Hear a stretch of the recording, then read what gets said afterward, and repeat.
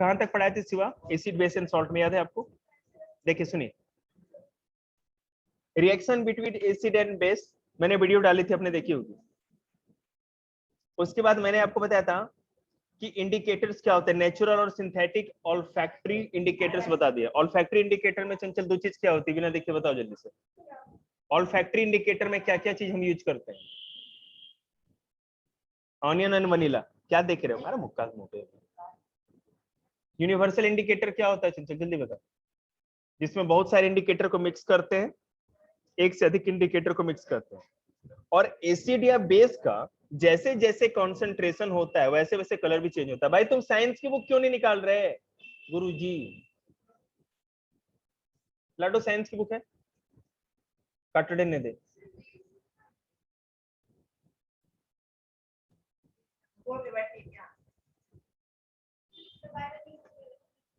देख लीजिए जहां से जो मिल जाए। अब हम लोग कहां हैं वो देखिए, स्ट्रेंथ ऑफ एन एसिड और बेस। कोई एसिड कितनी स्ट्रांग है या कोई बेस कितना स्ट्रांग है या कितना वीक है, कैसे पता चलेगा? तो मैंने पीएच वैल्यू आपको बताया था। पीएच वैल्यू क्या होता है? अगर किसी भी चीज की, सब्सटेंस की पीएच वैल्यू अगर 7 हो तो वो न्यूट्रल है, ना तो एसिडिक है और ना बेसिक है, मतलब कि क्या है? सॉल्ट है। अगर किसी की पीएच वैल्यू 7 हो तो वो क्या है? सॉल्ट है।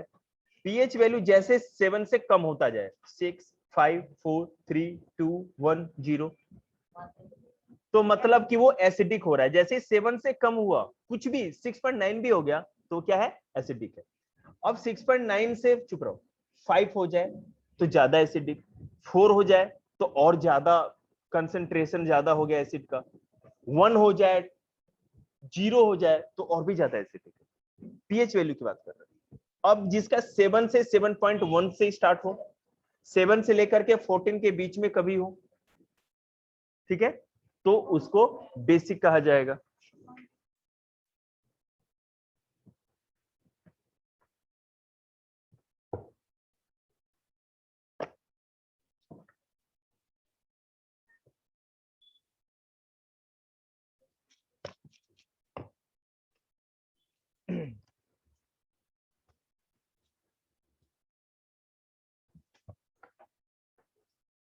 तो जब भी अगर 7 से पीएच वैल्यू बढ़ती जाए, ऊपर की बढ़े, आगे की ओर बढ़े, ठीक है भैया, तो सुन ही लीजिए एसिड बेस सॉल्ट को। अगर मन नहीं लग रहा तो बंद कर दीजिए।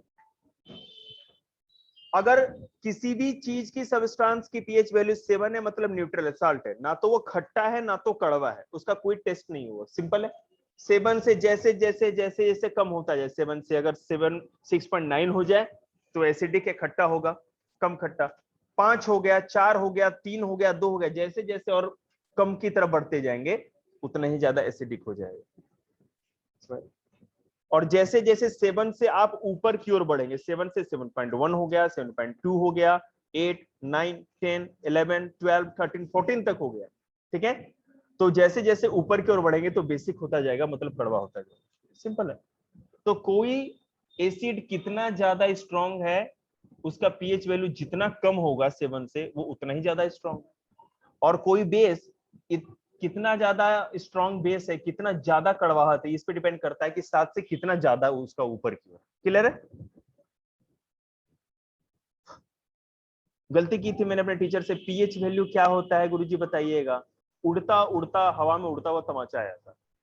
ये भी नहीं पता तुझे? पता है क्यों? क्योंकि गुरुजी को खुद ही नहीं पता था। देखिएगा पीएच स्केल दिख रहा होगा आप लोग को, नहीं दिख रहा होगा, बुक कहाँ है आप लोग पास? द पीएच स्केल क्या होता है, ध्यान दीजिएगा। It is a scale used for measuring hydrogen ion concentration. अब ये भी तो सोचो, वाई चचा को कभी नहीं छोड़ना जब साइंस पढ़ो तो। कोई चीज ज्यादा एसिडिक हो रही है, अरे कुछ तो ऐसा होगा जो एसिडिक हो रही है। कोई चीज ज्यादा बेसिक होती जा रही है तो कुछ ना कुछ तो ऐसा होगा उसके अंदर जिसके चलते बेसिक होती जा रही है। तो ये पीएच स्केल इसलिए होता है ताकि पता चले कि हाइड्रोजन आयन का कंसंट्रेशन कितना, उस चीज को मेजर किया जाता है किसी सब्सटेंस के अंदर हाइड्रोजन आयन कितना ज्यादा है या कितना कम है, इसी चीज को पीएच वैल्यू में मेजर किया जाता है।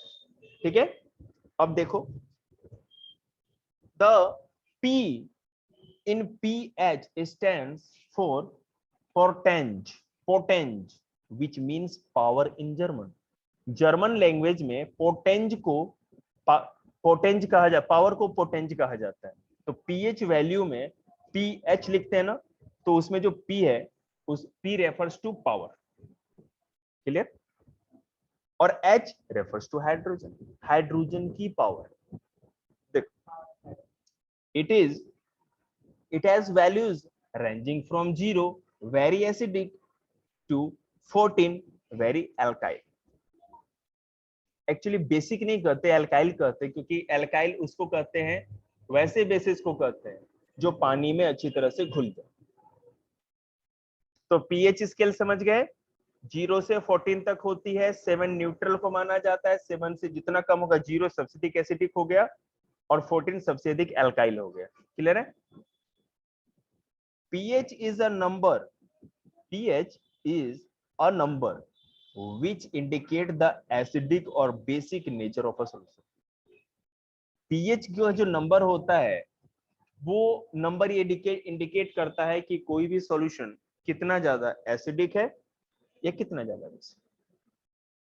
Higher the hydronium ion concentration, hydronium ion का मतलब क्या होगा, H प्लस होगा H माइनस होगा, जल्दी बता भाई Shiva. हाइड्रोनियन ion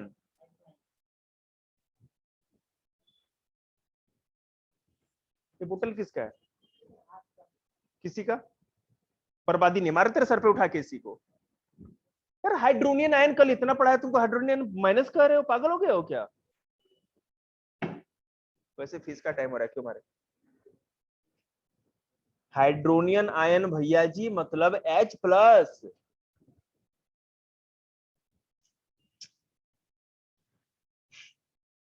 higher the hydronium ion concentration present in the solution, lower is its pH value। अरे कल बताया नहीं था मैंने कि एसिड जो होता है वहां पे हाइड्रोनियन आयन होता है, ठीक है? हाइड्रोनियन आयन कहां होता है, एसिड की तरफ होगा, और उस साइड क्या होगा, माइनस में होगा। हाइड्रोजन माइनस में कहां होगा, एल्काइल या बेसिक सॉल्यूशन की तरफ। तो फिर से सुनिएगा,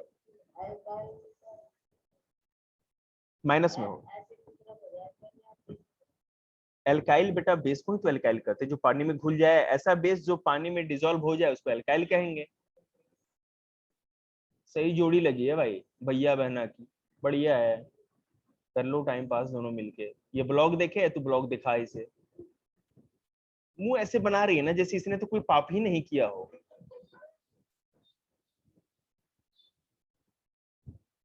हायर, ध्यान से देखिएगा, यहाँ पर अगर भूल गए ना तो दिक्कत होगा।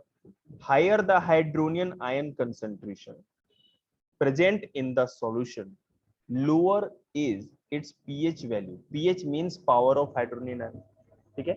जितना ज्यादा से ज्यादा हाइड्रोनियन आयन का कंसंट्रेशन होगा किसी भी सॉल्यूशन में, उसका पीएच वैल्यू उतना ही कम माना जाएगा, ठीक है? मैं भी बोर्ड पे भी बताऊंगा दिखा के, चिंता मत करिए, पहले यह वीडियो में बता दे, आपको समझ में आ जाएगा। अब जैसे if pH value is bigger than 7, solution is basic, मैंने बताई है, और अगर बराबर हो जाए तो न्यूट्रल, और अगर 7 से कम हो जाए तो एसिडिक। ये तो क्लियर है। प्योर वाटर, याद रखिएगा, प्योर वाटर मतलब ये जो हम पीते हो प्योर वाटर नहीं है, इससे बहुत सारे मिनरल्स होते हैं, बहुत सारी इंप्यूरिटीज होती है। ओके, प्योर वाटर कौन होता है वो बताते हैं। Pure water is neutral because of the absence of free ions. Pure water उस वाटर को कहते हैं जिसके अंदर कोई भी आयन नहीं होता। एक सेकेंड, ठीक है? A paper impregnated with the universal indicator used for measuring pH। इसमें एक पेपर होता है impregnated, उसको यूनिवर्सल इंडिकेटर के रूप में पीएच वैल्यू को मेजर करने के लिए देखा जाता है।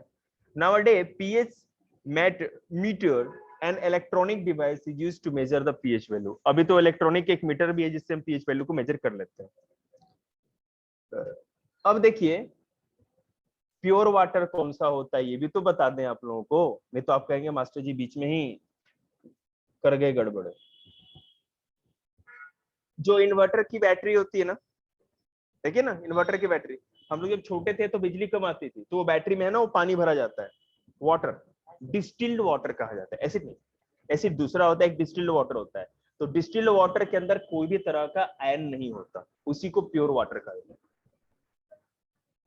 मिलता नहीं, बनाया जाता है, फैक्ट्री में डिस्टिल्ड किया जाता है, मतलब उसके सारे आयन्स को वहां से हटा दिए जाते हैं, तब जाके प्योर होता है। नहीं तो अगर उसके अंदर कोई भी आयन हो गया और बैटरी में आपने डाल दी, सेल के अंदर, सेल ने इसको बैटरी करना है। अच्छा आपको पता भी है, अभी मैंने 7th क्लास को पढ़ाया, इलेक्ट्रिसिटी एंड इट्स क्या कहते हैं, हीटिंग इफेक्ट, इस तरह कुछ चैप्टर थे। माड़ी सी आवाज कम करा, 7th क्लास में, हाँ सॉरी नहीं 7th क्लास में। अरे बेटे मास्टर ही ऐसा है, तुम सोच भी नहीं सकते। तो 7th क्लास में तेरा भाई है ना, तेरे भाई को पढ़ाने वाला सर तो नहीं है ना मेरे जैसा,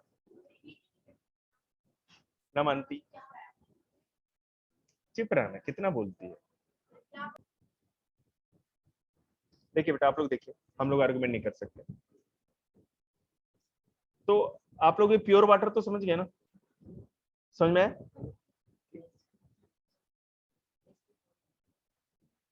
या डिस्टिल वाटर को प्योर वाटर। अब आप ये देखिए कि पीएच स्केल पे किसका पीएच वैल्यू कितना होता है, एक स्केल बना होगा, दो चार चीज है ना, वो लिक्विड विक्विड, नींबू का जूस, सोडा पानी सब लिखा होगा, वो देख लीजिएगा। अब importance of pH value in everyday life.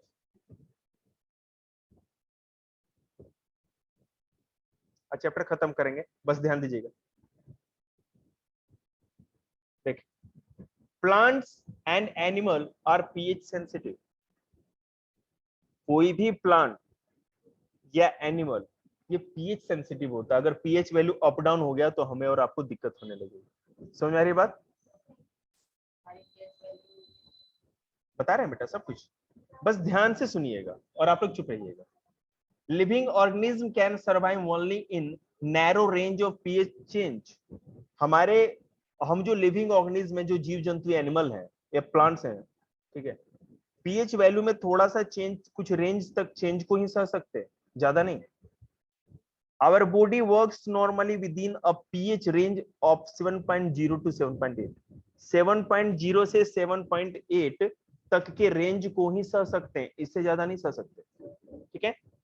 When pH of rain water goes below 5.6, जो बारिश का पानी होता है उसका पीएच वैल्यू 5.6 के नीचे चला जाए, it is called acid rain, तो उसको हम एसिड रेन कहेंगे। आपको बताया ना कि 7 न्यूट्रल है, इससे जितना नीचे चलते जाएंगे वो उतना ही ज्यादा हाई कंसंट्रेशन वाला एसिड बन जाएगा। समझ में आ रहा है बात? आ रहा है समझ में? तो अगर कभी बारिश के पानी में इलेक्ट्रॉनिक डिवाइस डाल के उसकी पीएच वैल्यू को चेक किया जाए और वो पीएच वैल्यू अगर ये पता लगे कि 5.6 के नीचे जा रही है, मतलब वो रेन एसिडिक रेन। नहीं वो कुछ नहीं, वो तो देहाती लोग बोलते हैं, हम लोग तो साइंस पढ़ रहे हैं ना। When pH of, ये तो हो गया, when acid rain flows into the rivers, it lowers the pH value of the river water and makes survival of aquatic life difficult. बिल्कुल, वो पानी बारिश होगा तो किसी ना किसी तरह से वाटर बॉडी में वो पानी जाएगा, तो वो पीएच वैल्यू उसका कम है एसिड रेन वाटर में, और वो नदियों में जाएगा तो उस वाटर को भी एसिडिक बना देगा, तो वहां रहने वाले जीव जंतु तो मर जाएंगे ना। समझ रहे बात को?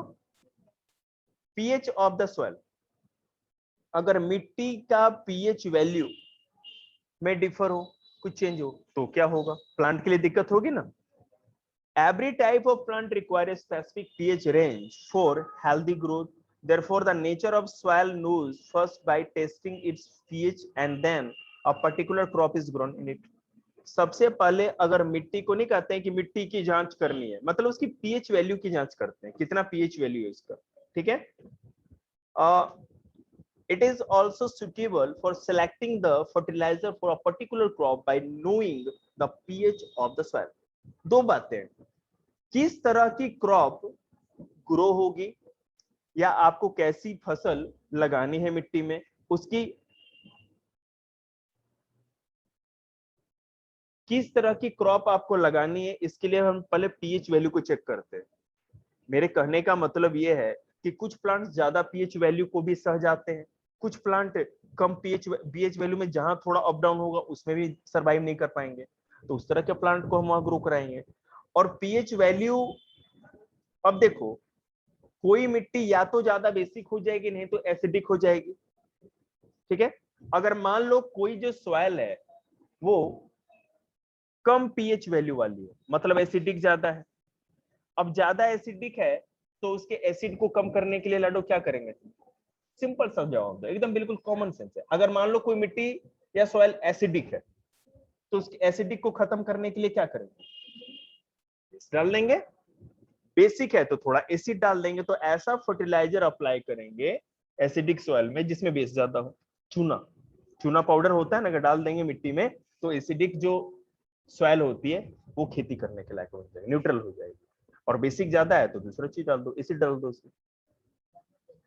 नहीं, अब नींबू का, अच्छा नींबू का रस नहीं छोड़ोगे मिट्टी, तो मैं क्या कहते हैं, ज्यादा वो एसिड हो गया, बेस हो गया, लो नींबू, नींबू रस पियो, ऐसा होता है क्या? बहुत सारी चीजें हैं। देखिएगा, to correct the disturbed pH range, milk of magnesia, a mild base, is used as a medicine, which is also called anti-acid, as it reduces the effect of acid or acidity. हमको जब acidity होती है तो milk of magnesia पिलाया जाता है, या किसी ऐसे मेडिसिन में वो होता है। अरे कौन सा मोदी ने तुमने 10 बार जिता दिया एक ही वोट से, जितना मुंह बाढ़ जा रही हो, ये मेरा है फोटो ये सारा।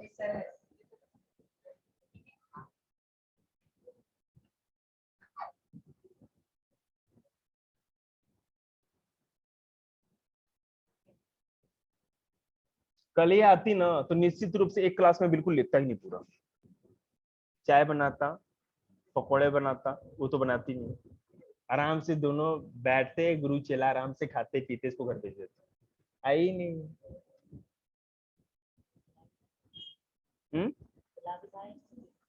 घर पे ही है ना, घर पे आती है मैडम से पढ़ना ना। देखिएगा, धरती घाटी में रह गई कल, और इसके साथ साथ मेरा भी पेट दाग दिया गया।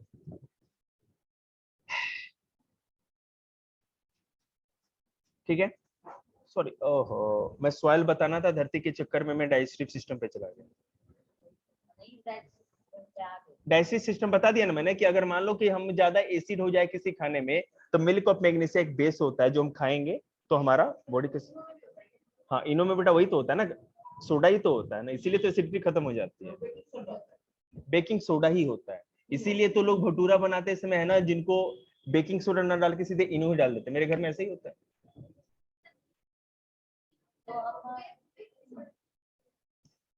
बेकिंग सोडा कड़वा ज्यादा होता है, वो ऐसे घोल करके पीना थोड़ा मुश्किल, इसीलिए तो फ्लेवर होता है ना उसमें, इनो के अंदर वो नींबू का फ्लेवर। या और देखो हर्षु कति डिस्कशन कर रहा है ना भाई, इस बार मोदी ना बने पीएम, हर्षु कर वो करना ना भाई, पप्पू ना बनाएंगे, वो करना ना, मोदी ना बनाए भाई। भाई कौन प्रधानमंत्री बना भैया, बेस दो नहीं जी, बिल्कुल न्यूट्रल करना है ना उसको। देखिएगा,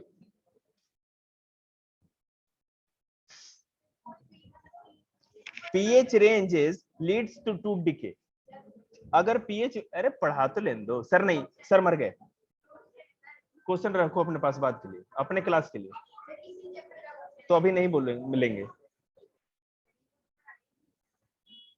इनका हक है।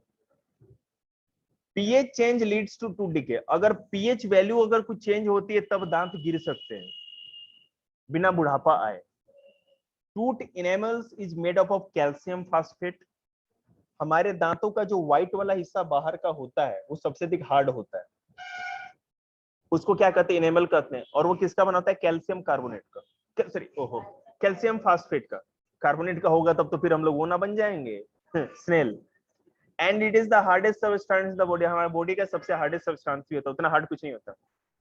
If the pH inside the mouth decreases below 5.5, अगर हमारे माउथ के अंदर का जो पीएच वैल्यू है, जो भी सलाइवा या जो भी है, ठीक है, 5.5 से नीचे हो जाए, मतलब एसिडिक हो जाए, the decay of tooth enamel begins, तो हमारे दांत गिरने स्टार्ट हो जाएंगे, मतलब कमजोर होने स्टार्ट हो जाएंगे। समझ में आ रहा है आप लोग को ये बात?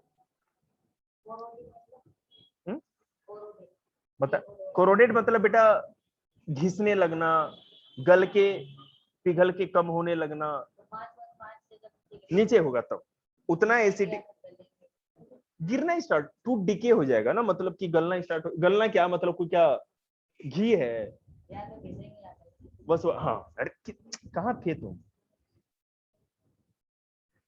देखिए, the bacteria present in the mouth degrades the sugar and leftover food particles and produce acids that remain in the mouth after eating। ये एसिड बना कहां से? जो हम मीठा खाते हैं, जो ये छोटे छोटे बच्चे चॉकलेट खाते हैं, तो बैक्टीरिया उस या फूड पार्टिकल दांत में फंसा रह जाता है ना? तो क्या होता है, बैक्टीरिया जो होता है उसके साथ रिएक्ट होता है, उसको तोड़ता है उस फूड को अपने खाने के लिए, और जब तोड़ता है तो उससे एसिड निकलती है, तो माउथ में ज्यादा एसिड बनने लगता है। याद रखिएगा, दांत बैक्टीरिया के चलते नहीं होते। आप 10 बार भी ब्रश करो, बैक्टीरिया वहीं के वहीं है, बैक्टीरिया कहीं नहीं गए। हम ब्रश इसलिए करते हैं ताकि कोई फंसा हुआ फूड का हिस्सा बाहर हो जाए। इस बात को समझ लीजिएगा आप अच्छी तरह। यार कैसी बात करते हो, धरती धरती की उम्र वाली। वो बैक्टीरिया की, बस सिंपल भैया, माउथ के फ्रेशनेस के लिए भी और बैक्टीरिया को मारने के लिए भी होता है, बिल्कुल। लेकिन मेरी बात, मैं दोनों बात को जस्टिफाई करने तो दो यार, है ना? मुंह बंद कर दोगे सर, आप बोल नहीं सकते, समझाओ। मैं बता रहा हूँ, सुन तो। नहीं नहीं नहीं नहीं नहीं, हम जब ब्रश करते हैं तो बैक्टीरिया उस समय, जैसे कुछ खाने से पहले जो होता है, जैसे हम सुबह में, एक तो फ्रेशनेस तो आती है, सारी बैक्टीरिया प्लस हो जाते हैं, खत्म हो जाते हैं। लेकिन जैसे हम ब्रीथ कर रहे हैं, माउथ खोला, कुछ भी खाया, हर जगह तो बैक्टीरिया फैला हुआ है ना। हम बोल रहे हैं, आप सांस ले रहे हैं, हर जगह से बैक्टीरिया तो आ ही रहा है। लेकिन बैक्टीरिया आ रहा है, लेकिन वो आपको नुकसान नहीं पहुंचा सकता, तब तक नुकसान नहीं पहुंचा सकता जब तक उसको कुछ खाने को नहीं मिले या ग्रो नहीं कर पाए। मेरे कहने का मतलब है, आप ब्रश 24 घंटे तो नहीं कर सकते है ना, ठीक है? 24 घंटे तो ब्रश नहीं कर सकते। जब ब्रश करेंगे तो बैक्टीरिया मर गया, लेकिन उसके बाद फिर तो बैक्टीरिया के कांटेक्ट में आप, तो वो तो बैक्टीरिया बना रहा ना। तो अगर आपके दांतों के बीच में कोई चीज फंसा हुआ, उस फूड पार्टिकल को खा के वो जिंदा रह सकता है, और जब वो खाता है तो एसिड बनाता है। बैक्टीरिया के रहने से दांत नहीं गिरेंगे, बैक्टीरिया के खाने से जो वो उसका एक्सक्रिएशन होगा, फूड टूटता जो है, हमारे दांतों के बीच में जो चॉकलेट फंसा हुआ है, बैक्टीरिया उसको खाएगा। बैक्टीरिया जब खाएगा तो खाने से उसको अपने स्मॉलर कंपाउंड में तोड़ेगा, और उसके टूटने से एसिड निकलेगा, और ऐसा एसिड निकलेगा तो हमारे माउथ में एसिड का जो अमाउंट ऑफ एसिड वो बढ़ने लगेगा। और अगर 5.5, तेरे हाथ कटवा दूं क्या ठाकुर की तरह? एक second, let me finish first. और अगर 5.5 से कम होने लगे, मतलब कंसंट्रेशन एसिड के इससे भी ज्यादा होने लगे, तब हमारे दांत उस एसिड के बढ़ने के चलते गिरते हैं, ना कि बैक्टीरिया के चलते। अब बोलो।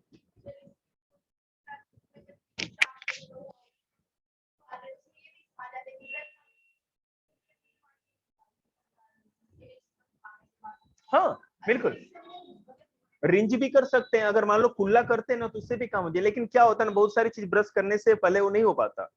अरे कोलगेट बस फ्रेशनेस के लिए, ब्रश करते तो कितना फ्रेश हो जाता है माउथ, इसके लिए भी, और क्या। हाँ टेस्ट भी, अब ब्रश करके तुरंत नहीं खा सकते। जैसे कुछ बच्चे हैं ना, ब्रश करते हैं ना दबोच लेंगे कोई चीज, घर में जो पड़ा है पूरा फ्रिज खा गए, है ना? ऐसे होते हैं। मैं बिल्कुल ऐसा नहीं, मैं बचपन में बहुत चटोरा था। हाँ गुड, पुरानी यादें ताजा करने के लिए पेड़े। देखिएगा, टूथ डिके किस तरह होता है अब हमको नहीं लगता समझाने की जरूरत है, आप लोग को अच्छी तरह समझ में आ गया होगा। एसिड के बने। अरे कितने इंटेलिजेंट हो, कहाँ थे?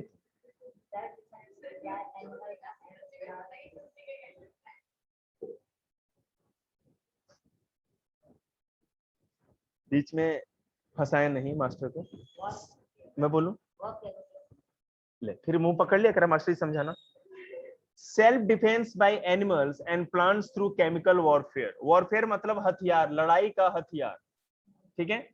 अब कुछ प्लांट्स क्या होते हैं, केमिकल्स को हथियार की तरह इस्तेमाल करते हैं। वो कैसे? When insects like honeybees and etc. bite, they inject an acid into the skin that cause pain and irritation. If a mild base like baking soda is applied on the affecting area, is gives relief. जब कोई भी मधुमक्खी या चींटी आपको काटती है तो आपको लहर या जलन होने लगेगी, ठीक है। उस समय कुछ मत करिए, बेकिंग सोडा आपके घर में होगा या इनो होगा, थोड़ा सा पेस्ट बना करके वहां लगा दीजिए, लगाते ही आपको आराम मिलेगा, क्योंकि इस एसिड को बेस से मिलते ही न्यूट्रलाइज कर दिया गया। और मेरी मिसेज ने था एक बार ततिया काटा ना, तो मैं बेस उस लेके अपना साइंस चला रहा था, उसने देसी जुगाड़ निकाला, 2 पत्ते नोचे उधर से तुलसी माता के ऐसे रगड़ के और 2 मुक्का ऊपर से, सारा काम खत्म। वैसे मैं आपको बता दूं, मैं तो मजाक कर रहा था, तुलसी का जो पत्ता है ना, जब भी ततिया काटे, अब इतना इंस्टेंट रिलीफ किसी चीज से नहीं मिला। मैंने बेकिंग सोडा भी अप्लाई किया था लेकिन थोड़ी जलन थी। तुलसी का पत्ता लीजिए और ऐसे निचोड़ करके 1 बूंद रस गिरा दीजिए, हो गया काम खत्म, गारंटी है भाई। पहले ततैया पकड़ के कटवा लो, उसके बाद एक्सपेरिमेंट करें।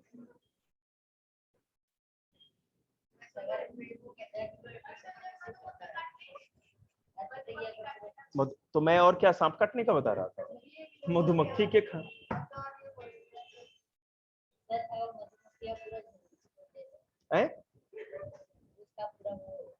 तो बेटा एक काम जरूर करना, दौड़ने की प्रैक्टिस जरूर करना।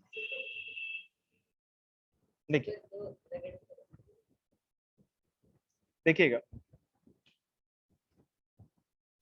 pH in plants, stinging hair of nettles leaves injects क्या है, methanoic acid in the skin which causes burning pain. It is cured by rubbing the affected area with the leaves of dog plant which affect grows beside the nettle plant. देखिए कुछ plants ऐसे होते हैं जो अगर हमारे skin में touch हो जाए ना तो हमको जलन होने लगी बहुत बुरी वाली, तो उसके अंदर भी ये पीएच वैल्यू का ही कॉन्सेप्ट होता है। ज्यादा एसिडिक होगा तो जलन होगा, फिर बेस लगा दो तो ठीक हो जाएगा।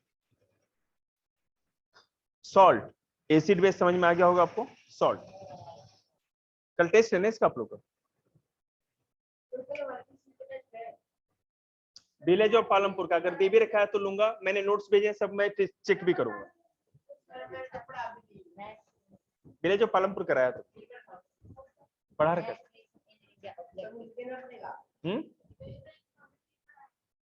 सबने देना है। 5-7 पेज का 5-7 स्लाइड का क्वेश्चन है, उसमें भी तुम लोग के नाटक हैं यार, कमाल हो गए। और क्या, जाके देखो, बस पूरा चैप्टर उसी में है, देखिएगा। बेटा आज इतना ही रखते हैं, कल कराएंगे।